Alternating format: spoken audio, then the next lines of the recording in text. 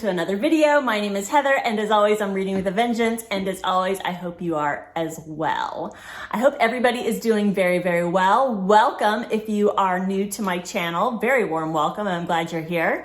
And if you are a returning subscriber, thank you so much for coming back. I really appreciate you being here. As you can tell from the title, I am going to be talking about the Women's Prize for Fiction. I promise you this is my last video this year that has to do with the Women's Prize for Fiction. If you've been watching my videos, you know that I've been going on and on about it since it started. It all started in March. This is my first year of really following it, and I've had a really, really good time with it.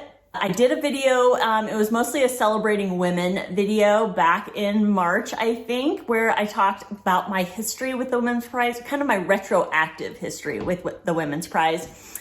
And I've read quite a few books from the lists over the years, and my ratings have been all over the place. I won't go too much into detail about those, but I am going to kind of talk about it because in this video, I am going to rank my personal ranking of the shortlist because I finally just finished the last one yesterday. My ranking for the shortlist and my prediction for the winner. And as of this very second, I have not made that prediction. I keep going back and forth. I have different reasons because of what's won in the past and my history with reading the ones that have won. So yes, it's going to be very spur of the moment, my prediction. So as of the second, I don't know, but by the end of this video, I will make my prediction. Shortlist, as you know, probably by now, I'll probably pop up just a picture of all of them right there. Sorrow and Bliss by Meg Mason, The Book of Form and Emptiness by Ruth Ozeki, which is the one I just finished yesterday, Great Circle by Maggie Shipstead, The Sentence by Louise Erdrich, The Bread the Devil Knead by Allen-Agostini. Oh gosh. It'll be up here. And of course, The Island of Missing Trees by Elif Shafak. If you've been watching my videos, you probably have a good idea of what my favorite is among these. Ranking them was kind of difficult, and I actually had to go back and look at my wrap-ups to see how I felt kind of at the moment, and then look at my Goodreads ratings, and I don't know, they kind of sit with me over the past couple of months, so it's kind of changed. Not too much, but like, I think I said 4 stars about one, and then in Goodreads it says 3.5. And so I had to kind of really sit with my thoughts as far as how I ranked them from most favorite to least favorite. I will say I didn't hate any of these books. In fact, I didn't dislike any of these books. I know there were a couple where I wasn't too far in and I thought, gosh, is this going to be a DNF? I know one specifically, which I'll talk about, and then I think there might have been another one, but then as I read more, I became more enamored with the story. So just really quickly, my history with the prize. In that previous video, I talked about books that I've read that have made either the long list, the short list, or have won, and how I felt about them. And there has been a favorite that has won. There has been a DNF that has made a long list. I think the biggest disparity, if I look, so one of the winners was The Tiger's Wife that I think I gave 2 stars, didn't really care for it.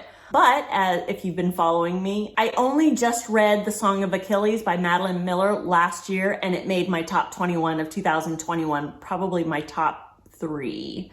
I absolutely love that book. All the stars for that one. And that was the winner of, I think, 2012-ish. So it's all over the place. So yeah, my very first DNF this year was Charming Billy, Alice McDermott, I believe. And that made the long list in 2000. Several of my favorites over the years, and I say favorites like between 4 and 5 stars, made either long list or short list, but didn't win. Queenie, one of my favorites of last year, didn't win. The Help, pretty sure I gave 4 stars. One of my favorites, The Time Traveler's Wife, which I read years ago, didn't win. Eleanor Oliphant is perfect. Eleanor Oliphant is fine. Oh my God. Yeah, it's one of my favorites, but I can't remember the name of it. Oh my God. I'll pop it up, but you know who I'm talking about. Eleanor Oliphant. Everybody knows who Eleanor is. Anyways, I love that book. Didn't win. Where Did You Go, Bernadette? Loved that book. Didn't win. The Poisonwood Bible by Barbara Kingsolver. I gave 1 star, and that made a short list one year. I DNF'd White Teeth. That also made the short list. So Achilles did win. That was really the only biggest agreement, I guess, or biggest, yeah, you know what I mean. American Marriage by Tayari Jones. That was a winner. I enjoyed that. Wasn't a 5-star for me, but I did enjoy it. Yeah, all over the place. So it's kind of hard as far as predictions go. But here are how I ranked this year's shortlist. In 6th place, and again, I enjoyed all of these, but I had to put The Sentence by Louise Erdrich in 6th place, only because this is the one that I almost DNF'd. It was hard to get into. Her writing is exceptional, but kind of above my pay grade. I felt kind of dumb while I was reading it. But I pushed through. A lot of great topics in this one. Again, I've talked about all of these books ad nauseum, so I'm not going to go into the synopsis too much, but I will say that multiple topics, multiple themes in this book: racism, the pandemic, family, found family, and a bunch of others. Oh, this one talks a lot about books, which was enjoyable because a lot of it takes place in a bookstore, which is great. This is in last place. Not to say I didn't enjoy it. I did, but it was hard. It was kind of hard to get through. Coming in at 5th place is Sorrow and Bliss. And it's hard to say I enjoyed this one. It was very readable, but this is one that deals a lot with mental health. And there's a heaviness that kind of settles over you as you're reading it. Very little bliss in this book, lots of sorrow, but it really handled the mental health issue very well. There was some little bits here and there to kind of break it up of humor, and I appreciated that. I thought this was a really good book. It was really well written, and like I said, the mental health topic was dealt with beautifully, but this comes in at 5th place as far as my enjoyment goes. Coming in at 4th place. Okay, I'm going to talk about 4th place and 3rd place together because these two were very hard to distinguish who was going to get 4th and who was going to get 3rd. The Book of Form and Emptiness and Great Circle. Both were behemoths. As you can see, Form and Emptiness is right here. It's massive. It's a doorstop. And so was Great Circle. And to me, those were the biggest negatives that I had for both of those books. Both of those books could have been 5 stars for me if they were about 150 pages shorter. So it was really hard to rank them as far as this particular ranking. I think that I gave them both 4 stars. I think Great Circle was 4 solid stars, and I think I gave Form and Emptiness 3.5 stars. But I connected more with the characters in Form and Emptiness, but I appreciated the historical fiction part of Great Circle.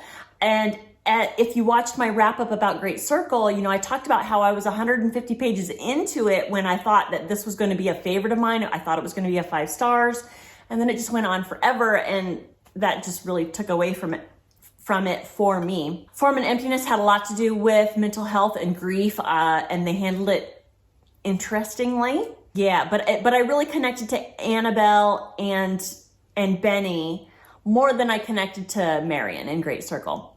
So ultimately, I put Form and Emptiness in 4th place, only because, again, I don't want to get too far into my wrap up for Form and Emptiness.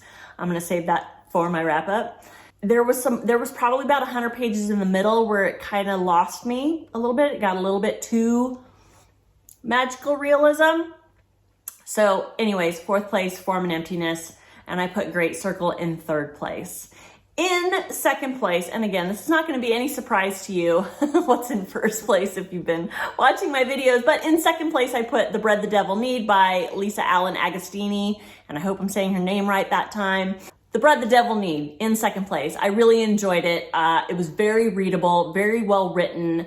I really loved Alethea as a character and her story. This one deals a lot with domestic abuse, parental abuse, sexual abuse, all the triggers basically, but it was very beautifully handled.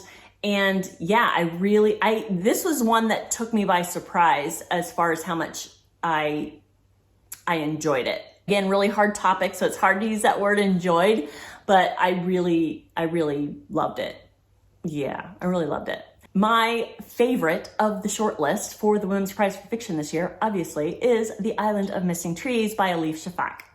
Yes, sorry, Gemma. I absolutely love this book. I hope it wins. It's my hope that it'll win. I don't think it will. It's not that I'm saying, oh, because the writing is lesser and that's why I don't think it'll win. Could win, I just don't think it will, only because I think, and here's my prediction. Well, I have two predictions, kind of. I have dueling predictions. It's either going to be, I think, Great Circle or The Sentence. And I think because of the writing style that the Women's Prize kind of gravitates to as far as choosing the winner. And again, I think the judges are different every year, so I might just be making all this up. It's hard to say, but okay, I'm gonna make my absolute prediction. Not that I'm gonna get a prize or anything if I win, or if I get it right, but my absolute prediction for winning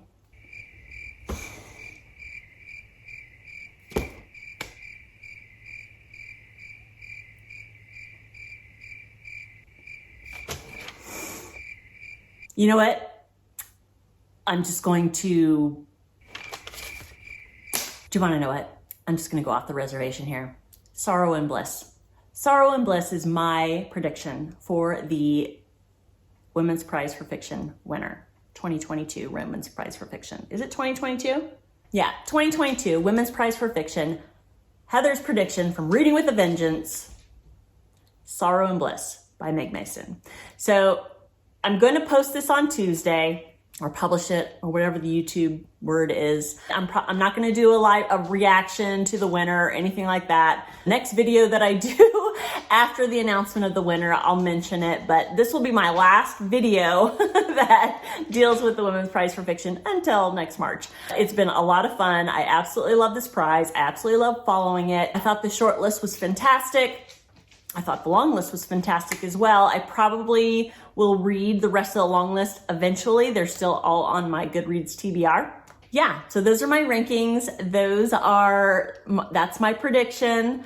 I hope you enjoyed it. I hope you enjoyed following the list with me this year. What is your prediction? Ooh, I would love to know. Do you have a prediction? If you put your prediction and your favorite, if they're different, put that down below in the doodly-doo. I would love to know. If you're still watching at this point, please consider that like button a boop, and a subscribe would be great. Thank you so much. I will see you next time.